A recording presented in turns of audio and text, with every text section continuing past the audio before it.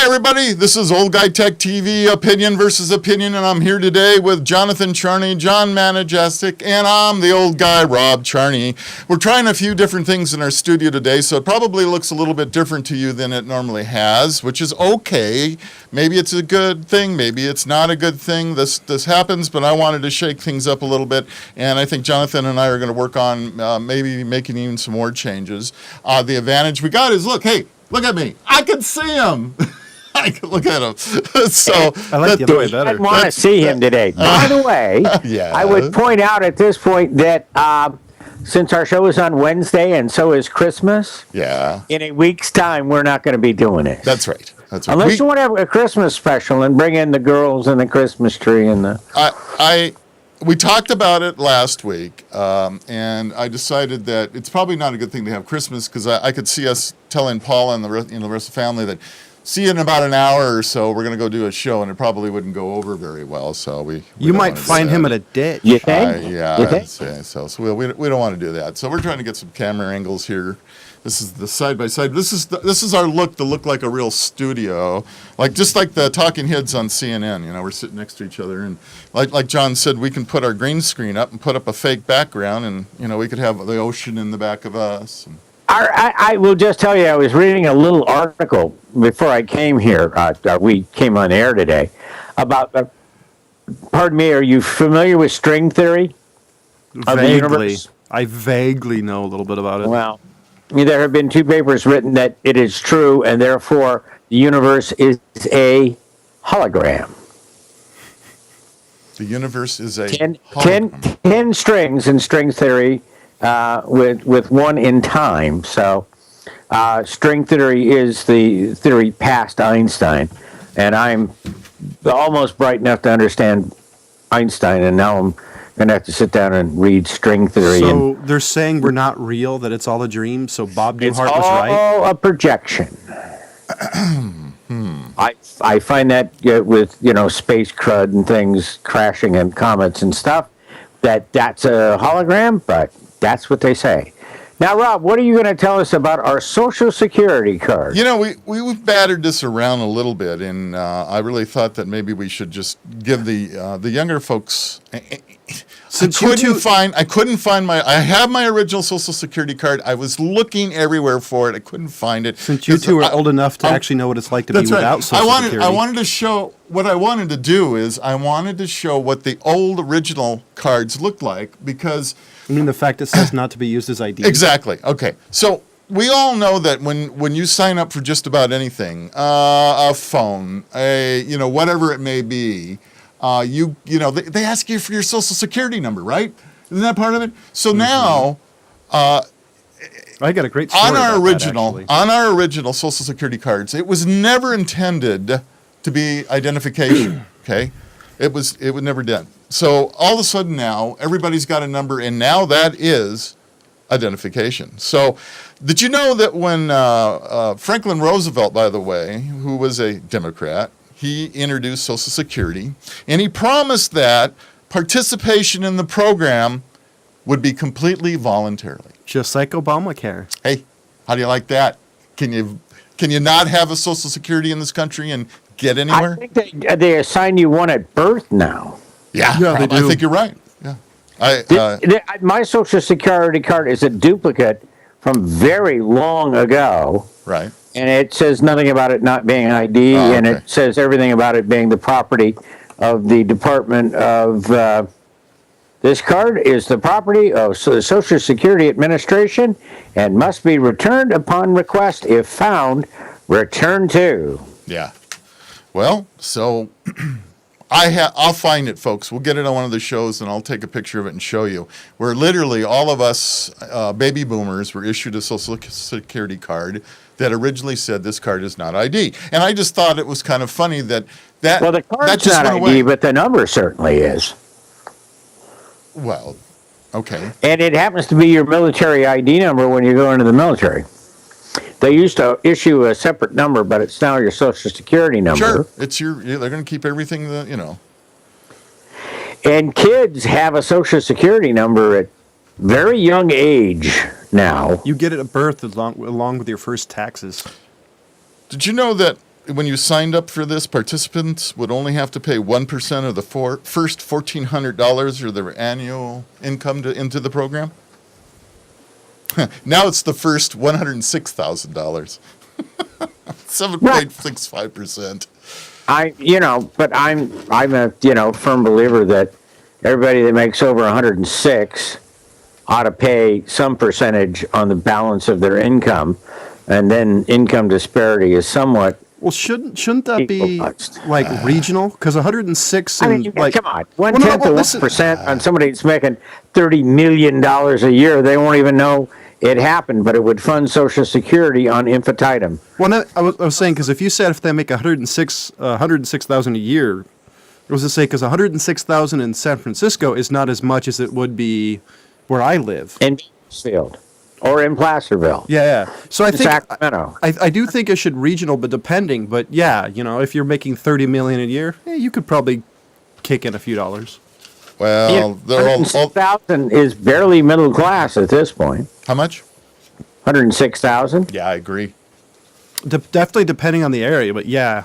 Yeah, especially as you get into the more expensive areas, if you're going to live in L.A. and Santa Monica and some of the other places that, Why would anybody live in Santa Monica at this point? I Unless you got one of the old rent. It's a physically beautiful place to live in. Unless you got one of the old rent control places, if they still exist. A 2-bedroom normal house south of Montana, somebody put on, you're from Santa Monica if, kind of erroneously, because you're not supposed to promote things at that Facebook page, but right. it was $5,700 a month. Sorry, he was making noise. Go ahead, John. I'm sorry. He interrupted It you. was leasing. You had to sign a 2-year lease for almost $6,000 a month for a 2-bedroom, 1.5 bath. How close to the How much? How much? Wait a minute, wait, how back close up. to the ocean? I was busy sitting working on the computer here. How close to the What ocean did you is say? In Montana, like 16th Street, so it's would be 17 blocks from the beach. Yeah. 2-bedroom, 1.5 bath with a yard, just south of Montana was like $5,700 a month rent. Should have, Paul and I lived on, 17th in Montana. We had a house just right there. Imagine I should have kept that damn house. I So knew I how did how something close to the beach is that? Since I've only been to Los Angeles once. 17th in Montana, across from the pharmacy or next to the wrong. pharmacy? Right on the pharmacy side, which was right Okay, there so- on that corner. On the other side of the alley. Yeah. Because, my parents had a house at 445 17th. I can't remember what my address was there. That was because it wasn't. I can give you my addresses of both houses as a kid. Don't ask me about addresses. That would be the 600 block. Yeah, well, when I when I lived on Hills 6th Street, 2712. That was 6th Street. So obviously we're done with the Social Security card. Actually, we're then. not. I got some more stuff there. Let's see what else. So, since many of us have paid into FICA for years and are now receiving Social Security checks every month, and then finding that we're getting taxed at an 85% of the money we paid into the federal government to put away, you might be interested in knowing that. That our Social Security benefits are taxed? Yeah. Oh, and that upsets me because unemployment, et cetera, used to be a government transfer was non-taxable because you paid them the money to give you the money. Right. Now the banksters have, and everybody's gone along with that, where you have to pay taxes on unemployment. You don't have to pay state tax; you have to pay federal tax. Well, everything's taxed. Everything's double or triple taxed depending on what it is. Which political party decided to start giving annuity payments to immigrants? Democrats. That's right. Jimmy Carter and the Democratic Party. Immigrants moved into this country and at age 65 began to receive Social Security payments. The Democratic Party gave these payments to them even though they never paid a dime. Well, but part of that is that many immigrants using an illegal Social Security card. For many years, the Buxton Wallet Company, his wife, you'd buy the wallet and there'd be a Social Security card. Yeah. In the, a fake one. Yeah. And many illegal immigrants used that number, and she had like hundreds of millions of dollars in her account. because all these people were using that number, and we didn't trace it back then. There's a lot of overpayment from illegals. I'm not sure. I certainly wouldn't give them any money if they've not paid in. I will tell you, at least from my experience, that the Hispanics are big on wanting to pay their taxes and their Social Security and all that kind of stuff. I don't know after they start. I just had an Australian friend here that posted on Facebook and said, "What's this plus tax deal?"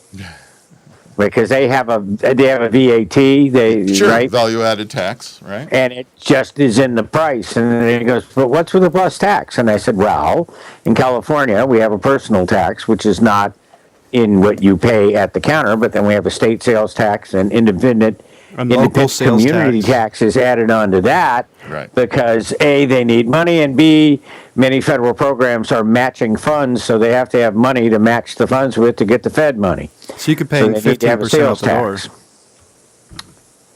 Which precludes there being a national VAT tax, because it would technically eliminate the state and local taxes. Yeah, you would Did never you bother get that to try to happen. explain to him the fuel taxes? That's an interesting one. Oh God, I didn't have that much time. He was peeing and moaning about gas because as it worked out, it was like 94 cents a liter here, and I got home to Australia, and it's $1.64 Australian a liter, and they're 3.74 liters to a gallon. So figure it out. Their gas is $4.80. It's not awful. Well, all of Europe has been, I think even when we were there in 2000 or almost 2000, fuel, even in then, was around $5 Well, it's a gallon. 9-something, I heard in London. Oh, yeah. So, well, yeah. But they also pay. And But they actually, if also you were there pay in a tax 2000, getting the into value of the London. euro was much higher then than it is now. But there's a tax now for even driving into London, I've heard.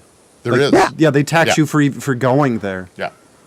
Well, they don't, you remember how congested it was. It was ridiculous. Hey, in the new budget deal that we made yesterday, to offset the expense, we get another surcharge on airplane That's tickets. right. I heard about that. Isn't that wonderful? At this The point, airlines are beating you they're nickel and diming you for bags and everything else. The feds might as well get a couple of. They might as well too. On the way as well. Isn't the airlines? I'm sorry, I'm cutting you off. No. The airlines are making some of the biggest profits they have ever made now. Well, because they're charging you these fees not to fly. Yeah.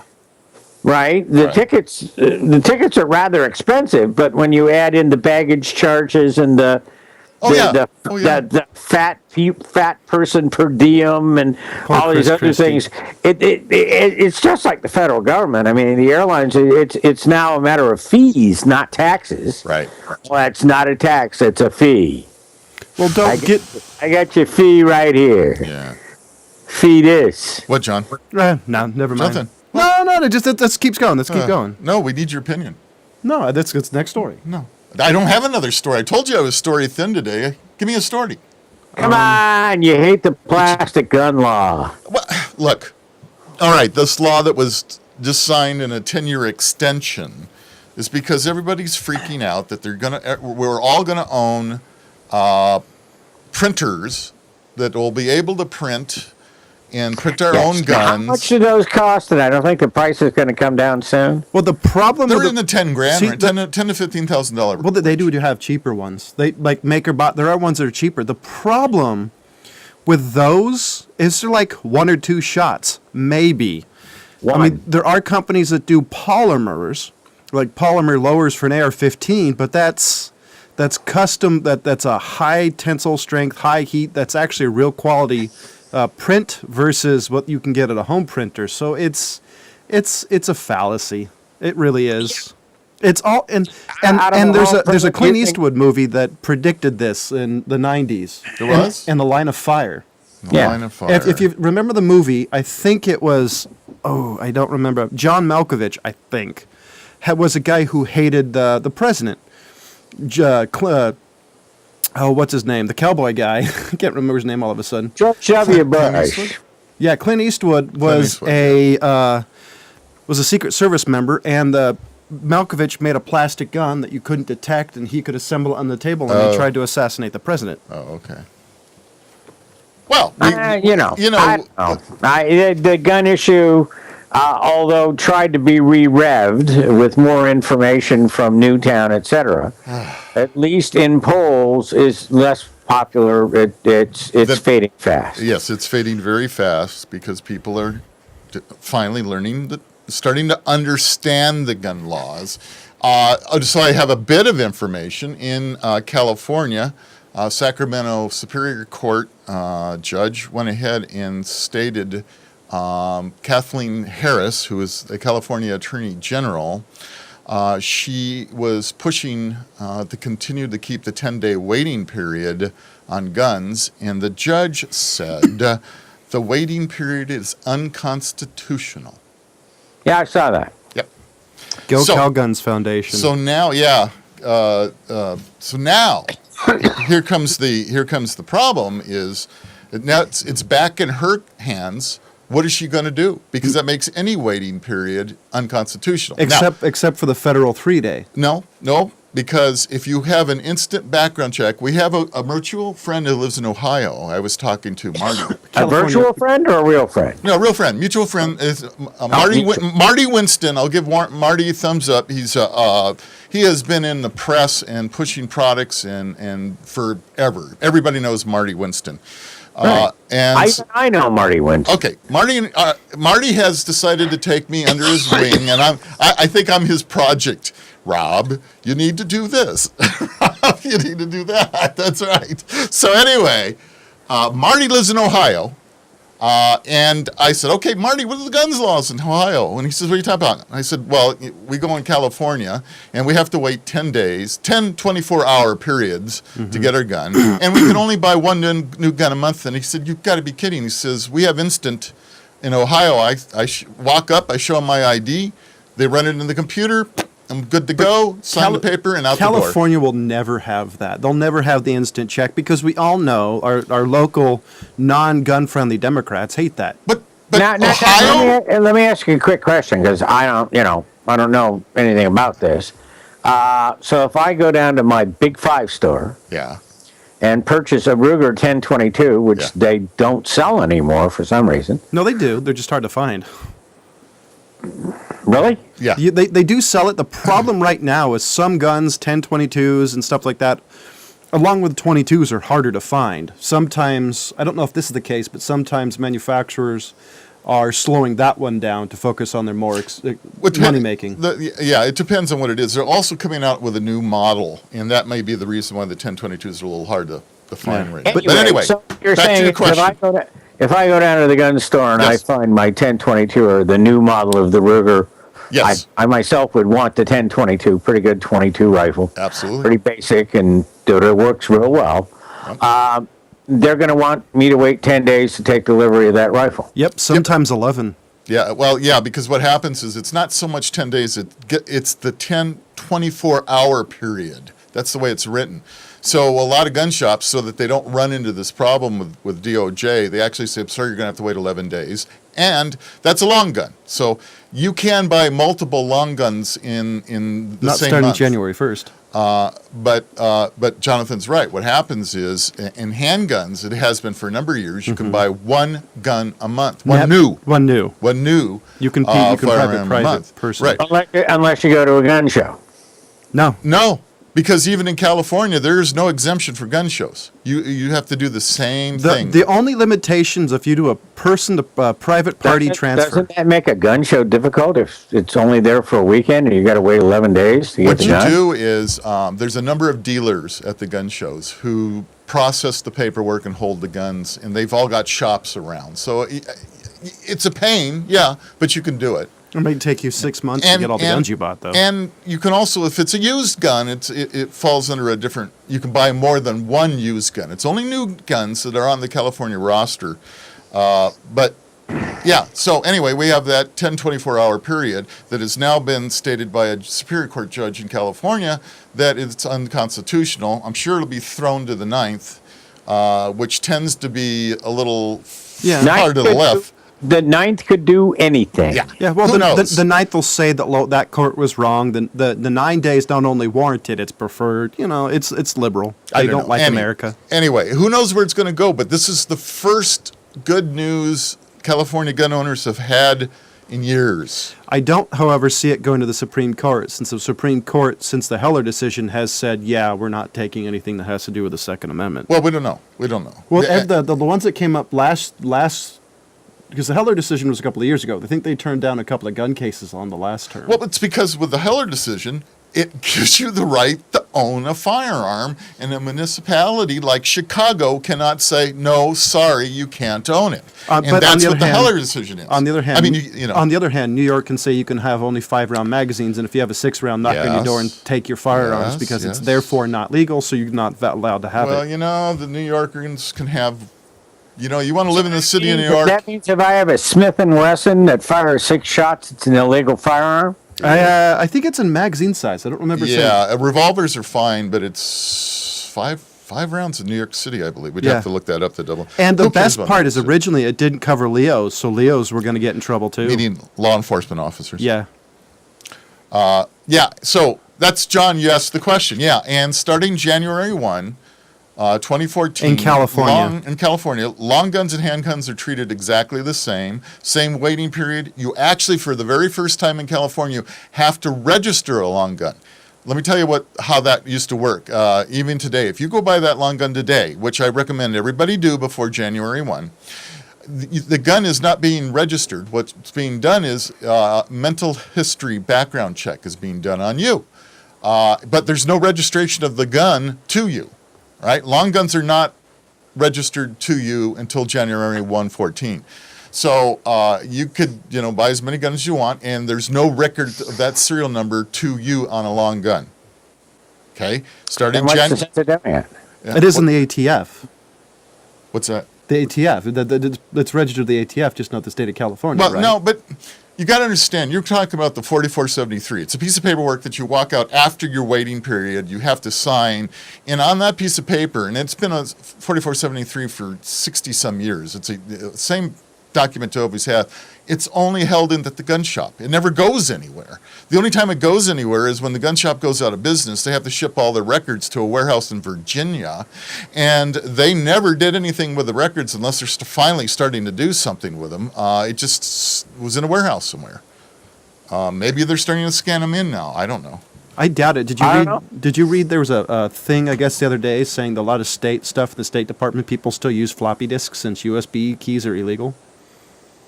Really? How do you find a machine with a floppy disk? Where do you get floppies? I don't, well, I don't know. And know. I heard about this on one of my favorite podcasts, and somebody brought a good question. what? What type of floppy disks? Because I could totally see the State Department using 5 1/4 or the 8-inch floppies. I don't know. I That's hadn't heard probably that. why they like Windows XP, because none of the other ones actually support it.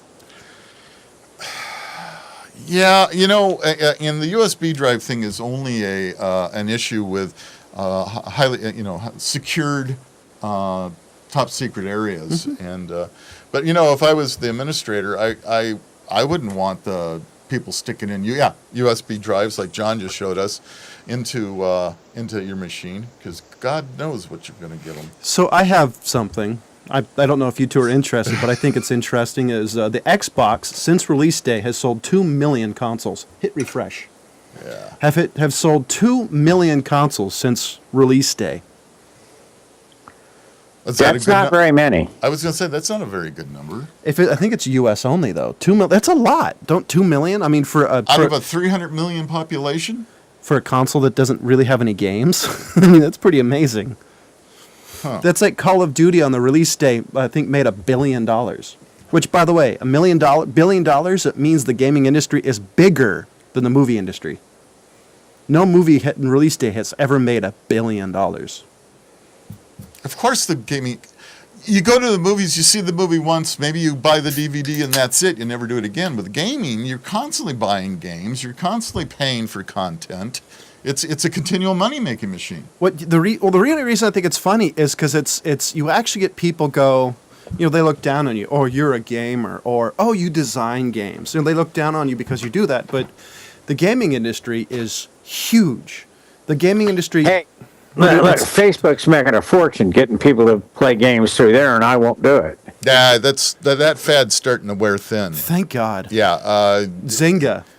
They were a company that made Farmville and Mafia, and stuff like that. Yeah.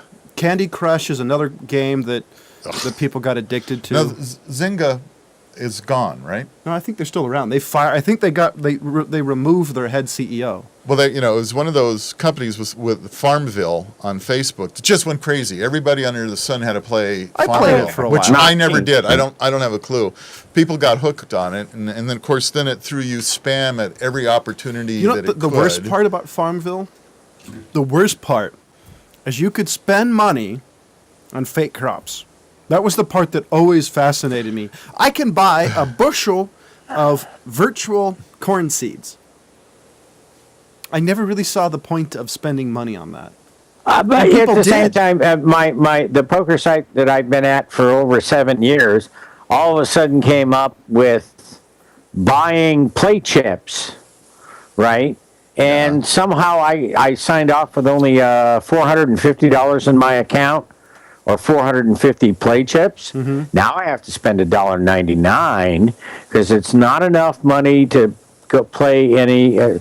So I'm going to somebody else. It's like, no, you don't need $1.99 of my money. Reminds me of pachinko. In some countries, gambling's illegal. So what you do is once you get all the balls and all the prizes, pachinko machines, what you do, you go down the block, you hand in the things, and the people actually get you money. They used to have slot machines that you played for cigars, cigarettes. Well, that's how it started. It was redeemable and at the end you got money.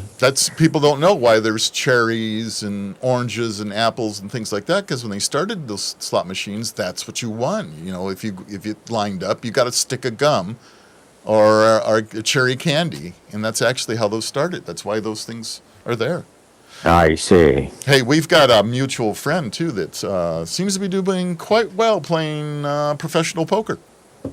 At least according to his account, he is. Hey, would Knox ever lie to us? Would he? I'm sorry. Knox, inside, too inside. That you can't. No, another assistant drum major. Yeah. Did you ever see him asking? No, he was a major, wasn't he? No.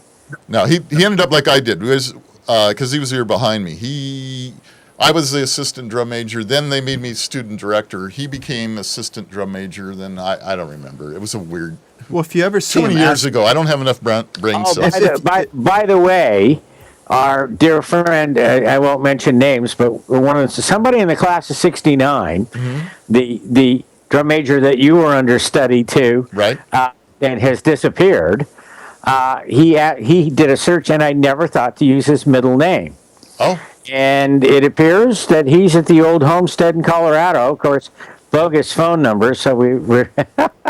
I told everybody at my year, graduation year from high school, to send him a note, and because he'll ignore them all. He's an iconoclast. Everybody said, "Oh, I'm going to write him a letter," and I go, "Yeah, they'll burn that too." So he's a Ted Kaczynski. He was never. You got to know the guy.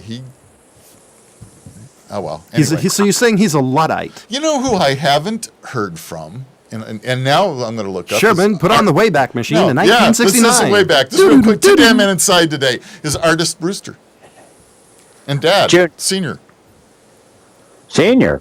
Artist Brewster Senior. Yeah. Welcome to Inside Baseball. Passed away, but I'm not sure. Wow. Okay. He may have. That's. Brewster Jr. was our drum major at Santa Monica College. Right. He was the 1970. Dad was a hell of a trumpet player. Oh yeah. No, trombone player. No. Yeah. Trumpet. No. Yeah.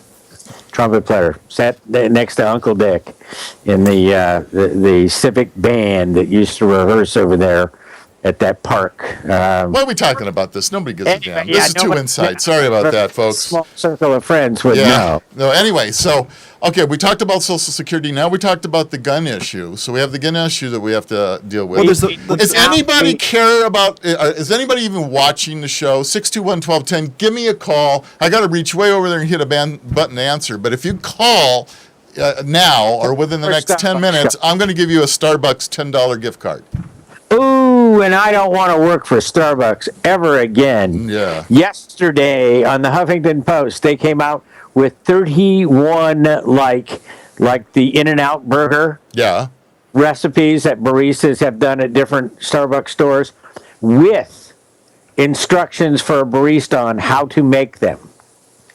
Okay. So if you think that not everybody and his uncle that is a Starbucks addict isn't going in to have these drinks made for them, and the question is, what do you charge for them? Because some of them involve 4 and 5 different syrups. Right. And I myself the other day had a salted caramel mocha, and I was going to order a hot chocolate, and then I realized it was a mocha, and then I thought back to myself, I God. never thought him being kind of the froofy type of guy. I never Oh, thought no, he'd be no, froofy. no, that He's Jonathan- froofy. Salted caramel mocha is slightly better than. It's really good. It doesn't sound like a good combination It's a until you froofy. have it. It's good. No, And- I'm just giving you And then crap. once I ordered it, I remembered making mocha, and in the chocolate you can see the sparkle of the sugar. There's so much sugar in that mocha. I did have a comment about the gun issue. Yes. Let's As go back to the gun I issue. remember when the Glock came out so many years ago, that this ridiculous conversation about, Glocks are going to go undetected through People through didn't metal understand, detectors yeah. when Hey, we got a caller. well, I'm going to wait till I'm going to keep talking. So push the Okay, button. keep talking. Eureka! So I remember when that. Hey, caller, you're gonna have to turn off your computer speakers. Hang on just a minute. I need to turn the computer down. Yeah, good I'm idea. listening to you guys while I'm talking. Wow, we get to hear ourselves. Anyway, so feedback loop. Okay, that's a little better right there, isn't it? That's a lot better. What do we have? What's Welcome to this? Opinion versus Opinion. Yeah. And now it's opinion versus opinion versus opinion versus opinion. Yeah, now there's 4 of us. Yeah. Who do, Well, tell Rob I don't want the Starbucks coffee. okay, Gift fine. You can certificate. tell That's Rob. not Rob's reason I right. called Rob's in. right here. Who are we talking to? Jonathan, Your buddy obviously Bill the Myers. caller is How are you doing? upset with Oh your my father God, as well. Billy Myers. Yes, sir. I haven't talked to you forever. How are you, Bill? I'm doing fine. Good. I'm doing fine. So, do you have an opinion? I've got an opinion but on what particular subject are we talking about the opinion? Well, What we've subject got. would you like to? What do you want to talk about? The fact that the U.S. Supreme Court, California Supreme Court judge found that the 10-day waiting period on firearms is unconstitutional. Do you want to talk about the printing, possible printing of plastic firearms? Do you want to talk about the Social Security issue that we brought up earlier in the discussion? Whatever you would like, Bill. Do you want to talk Well, about I- if I- Rose I Byrd must- was still the Chief Justice of the California Supreme Court? What would have happened to the gun law?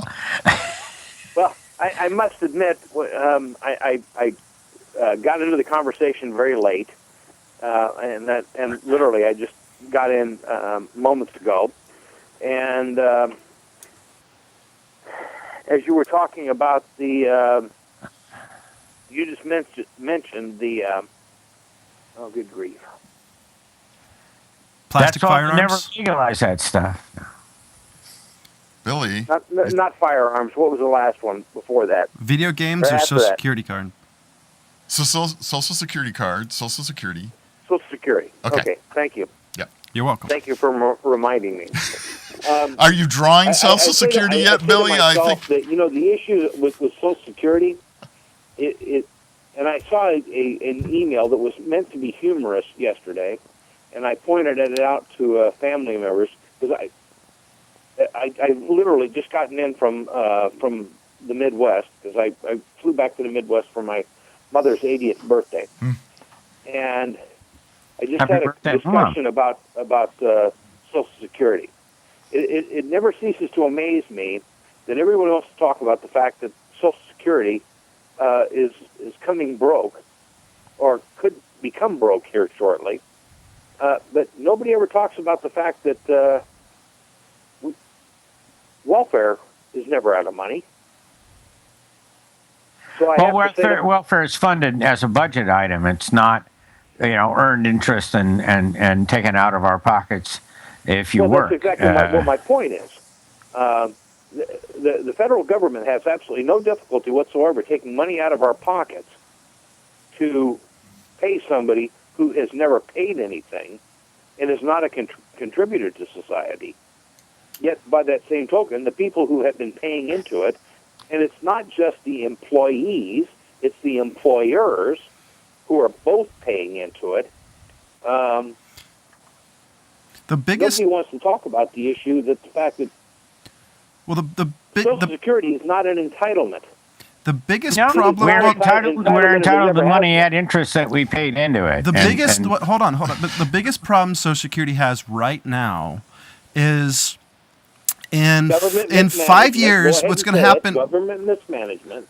Hold on, Billy. Well, but besides just to take all the mismanagement and the money grubbing aside, the biggest problem in the future of Social Security is the retirement of baby boomers. There's more of you than anybody else. So in 5 to 10 to 20 years, for every 10 baby boomers, Damn right. You guys better get jobs so that I can keep my Social Security. That's all I have to say. For every I earned it. That's right, For every Jonathan. 5 to This 10 is not a job.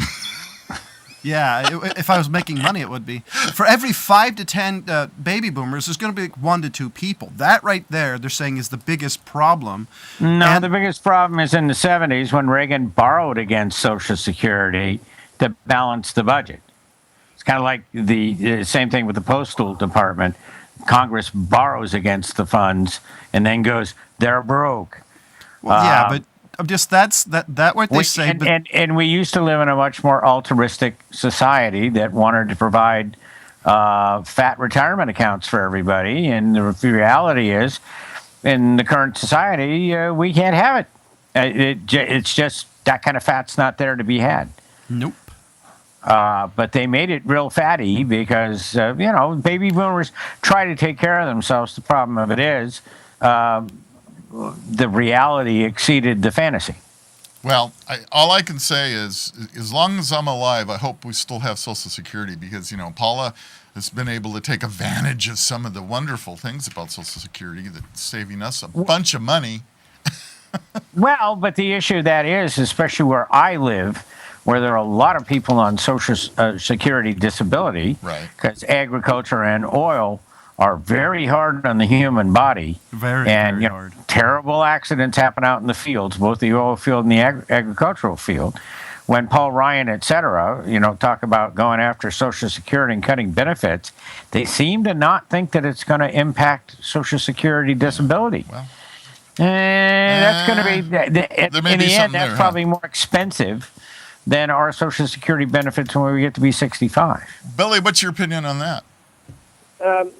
Okay, let's go back to the very beginning, and do a little bit of research on the very beginning of Social Security.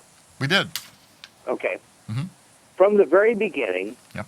It was when you paid in, you and your progeny were going to receive benefits based on Social Security. Okay.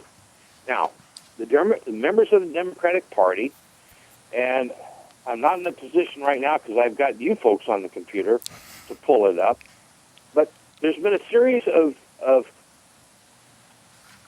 I will say amendments to the original Social Security bill that has allowed people who have never paid a nickel into it that are sucking money out of it.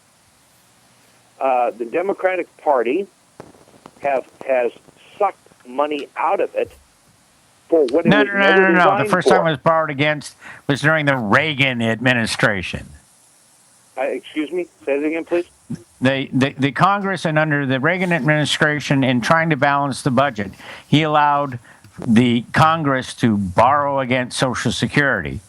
Okay, there's the operative phrase right there, borrowed. They haven't paid it back. Well, thank you very much. And the reason it has not been paid back is because of why? Because the government never pays the government, pays us back. Democrats don't pay stuff back. Okay, so the fact of the matter is Democrats don't pay stuff back. Wait a minute. If you go back to the very beginning, pay stuff back. If you go back to the very beginning and you take a look at every change that has been made, for the most part, except the borrowing part by Reagan, which was a lot of money.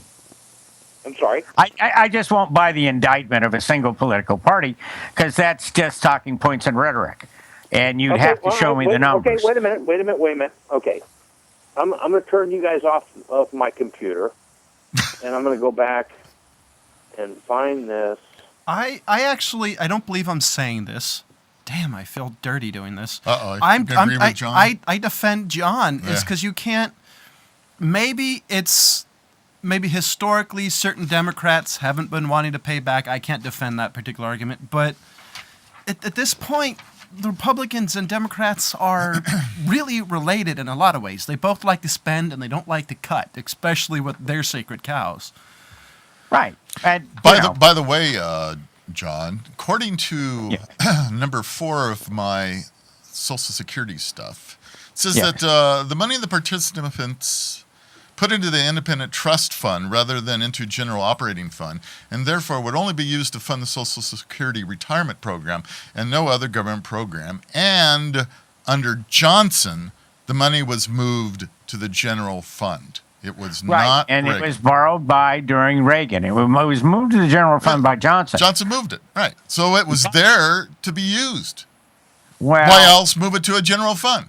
It's been so long ago. Okay, I Bill found has the advantage of going, and we may have to. Hold on. Argument after Christmas. I did find something. It says we have one more week. In 1983, Congress and the Reagan administration adjusted Social Security tax and benefits to put the program on an even keel to begin to build up a huge surplus investment.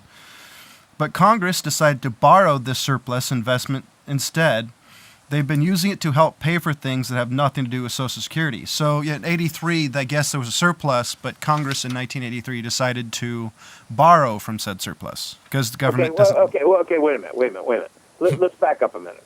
Let's start at what I suggested in the beginning. Let's start from the beginning. Okay. Franklin Delano Roosevelt, a Democrat, introduced the Social Security program. He said that, right. He promised, number one, that participation in the program would be completely voluntary. Yes. It is not. Yep. Okay. Correct. That Not any participants would longer. only have to pay 1% of the first $1,400 of their annual incomes into the program. He's reading the same email that I got this information from. It is now 7.65% on the first $106,000. $90,000. The question. It's $106,000. The question with May that. I ask who the source of the email is? I'm sorry? History lesson on your Social Security card. From whom? Who started it?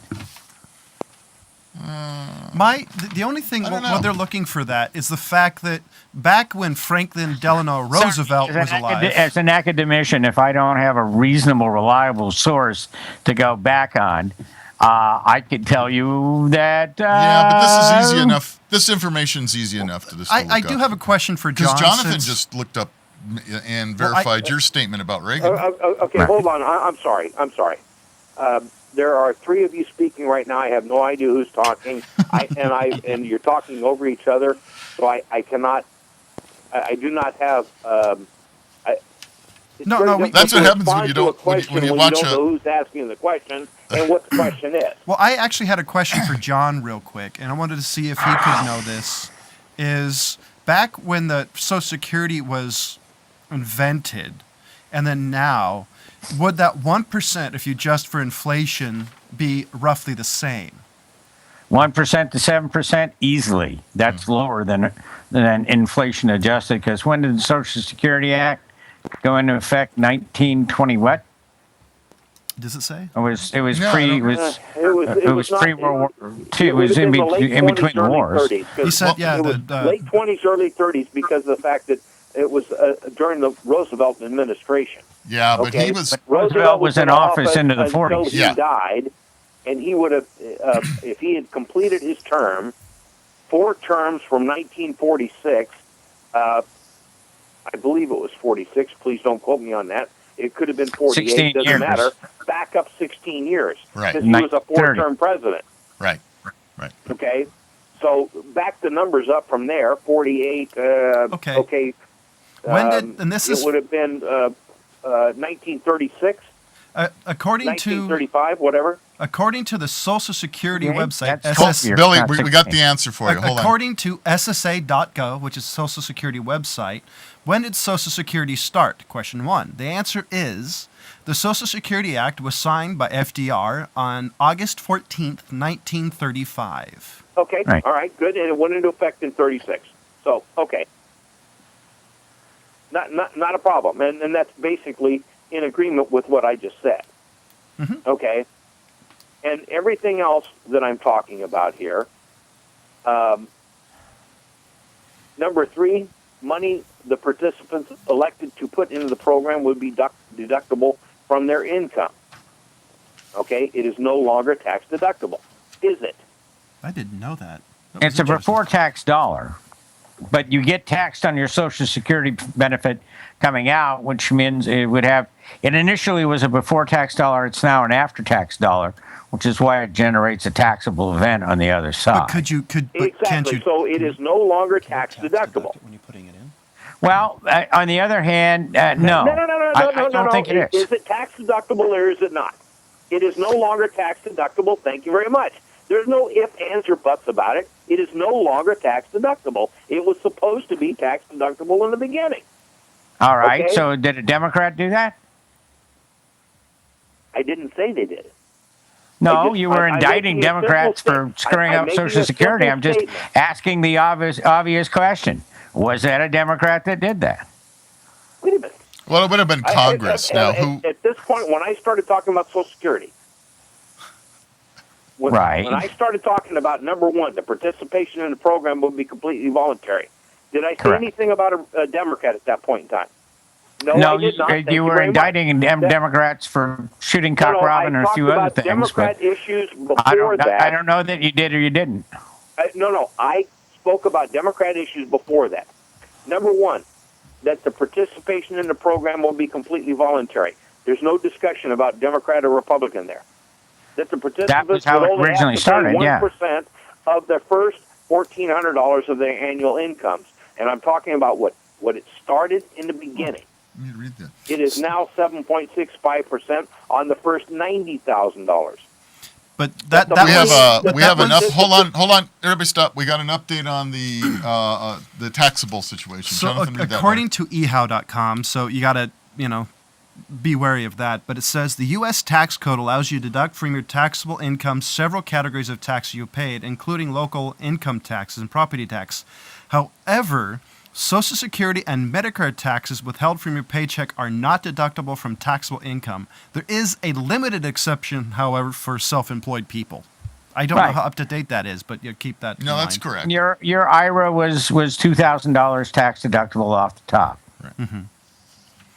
and it was a So- pre-tax dollar. Billy, Deductible. I understand your angst because I felt the same thing, and I'm reading the exact same article that you got, so we're obviously on the same email list about the situation with Social Security, and you kind of brought up a point with people not putting into the system, not putting into Social Security, and still being able to get benefits from Social But the Security, other right? there's another argument to that too. Rob, Right. I spoke about the last thing I commented on was number 3, that the money the participants elected to put into the program would be deductible from their income for tax purposes each year. Right. And that is no longer deductible. That was number 3. Yes. Number 4, the money that the participants put into the independent trust fund rather than into the general operating fund, and therefore would be only used to fund Social Security retirement program and no other government programs. Okay? That was the way the Social Security program was set up originally. And Johnson is the one who moved it to the general fund. To the general fund. No. Under the Johnson administration. I'm not going to blame Johnson. I'm going to say under the Johnson administration. Now, that's like saying under the during Obama the Johnson administration. I won't go for that. Who had control of the House and the Senate? Under the Johnson I'm not going to answer that question. You can answer that question. Anybody else who chooses to answer that question can. All right? I already know the answer. And let me tell you, if it starts with an R, it's the wrong answer. Okay? Yeah, but you're talking about a very different Congress during the 60s than the Congress we have now. Am I right or am I wrong? About the Johnson administration moving the funds to the general fund, you're correct. Okay, and the House and the Senate were controlled by which party at that point in time? The Democrats. Thank you very much. Okay, there's so no what's your point? That's my question. You're now indicting the Democratic Party. Wait, hold on. One at a time. I feel like I got to play referee. I need a striped shirt. No, go ahead and talk. Well, no, lay some bullshit on me. Wait, hold on. Republicans had something to do with this. They did I'm not. getting confrontatory because you're getting confrontatory, Bill. I'm sorry, say that again, please. I'm getting confrontatory because you're getting confrontatory. You're indicting a party. If you'd like to go back and read the history of the period, it was a much different Congress and things didn't pass. Control was not quite the issue it is now. Who controlled what? We compromised in the 60s, and it was usually a consensus of both parties. Now is not the case. Okay. And, meantime, I'll go back I do not agree with you, but go ahead. I'll go back and study my income tax history and damn, that would be either agree or refute. We're talking about Social Security. It has nothing to do with income tax. Okay, so go ahead and keep on talking. Income tax and Social Security have nothing to do with each other. I have not spent a lot of time studying the history of Social Security. Apparently, off an email without source, you and Rob are saying this is the way it is. I have not done any research to refute it one way or the other. Jonathan has been spending some time, with that issue. I don't know. Well, I've just been doing fast Google searches. My Google food is I working today. certainly would not say that one email is the end-all, say-all of, because I see them all the time, and it's like, would I call this empirical source, John? No, probably not. However, it's probably truism enough because I've come across enough of this stuff in other forms. But it's like anything else on the internet. I mean, you can say anything you want, print it out, spit it out, and regurgitate it if you wish. In this particular case, I happen to agree with Billy that the information that he's bringing out that was brought out in this particular email has been proven. We've looked this up. I was ready for this last week, and we never got around to it. But these are not meant to be pointing fingers. Okay, I think this is more or less to talk about the fact that Social Security today is not what Social Security under Franklin was intended to be. It was intended to be voluntary, correct? It was, it was intended to be, taxed at a 1% rate, which, of course, they raised it, and I'm assuming it's under CPI. But the reason it was raised. So that was, So my point is, the intention is that Social Security today is not what it was initially designed to do. But so what? What else have we had right now that was done back in the 30s that was designed that's still the same today? Well, that's one of the reasons I asked the question to John. Is that 1% the same? If it's adjusted for inflation. If you go inflation adjusted, if you go in dollars and cents from 1930 to the present, 7% is cheap. Well, it's not even that. It's an offset. Yeah, and so I don't know if that figure is correct. And it was on the first 1,400, and the 7% is on the first 90,000. Well, it's on the first. It's Is now. there a correlation between $1,400 in 1936 and 90,000 currently?